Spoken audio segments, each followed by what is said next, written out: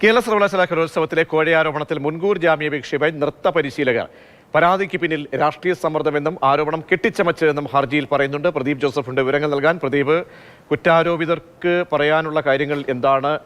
ഈ മുൻകൂർ ജാമ്യാപേക്ഷയിൽ എന്തൊക്കെയാണ് ഈ സംഭവവുമായി ബന്ധപ്പെട്ട് പറയുന്നത്? അവർ പ്രജീഷ്, കേരള സർവകലാശാല യുവജനോത്സവത്തിൽ വിധികർത്താക്കൾക്ക് കോഴ നൽകാൻ ഇടനിലക്കാരായി പ്രവർത്തിച്ചു എന്ന പേരിലാണ് ജോമിറ്റിനെയും കൂടാതെ സൂരജ് എന്നയാളെയും 2ഉം 3ഉം പ്രതികളായി കേസിൽ ചേർത്തിരിക്കുന്നത്. തങ്ങൾക്ക് മുൻകൂർ ജാമ്യം നൽകണം എന്നാവശ്യപ്പെട്ടുകൊണ്ടാണ് സൂരജും ഒപ്പം ജോമറ്റും ഹൈക്കോടതിയെ സമീപിച്ചിരിക്കുന്നത്. ആരോപണങ്ങൾ കെട്ടിച്ചമച്ചതാണ് എന്നാണ് ഈ മുൻകൂർ ജാമ്യ ഹർജിയിൽ ചൂണ്ടിക്കാട്ടുന്നത്.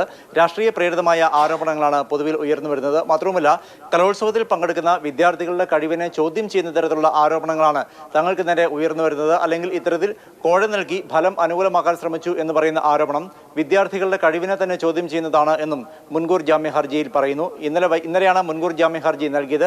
ഇന്ന് തന്നെ കോടതി ഈ മുൻകൂർ ജാമ്യ ഹർജി പരിഗണിച്ചേക്കും. അതേസമയം തലസ്ഥാനത്ത് SFI ഭരിക്കുന്ന 2 കോളേജുകളിൽ അങ്ങനെ നൃത്ത അധ്യാപകരാണ് ഇപ്പോൾ കോടതിയിൽ സമീപിച്ചിരിക്കുന്നത്.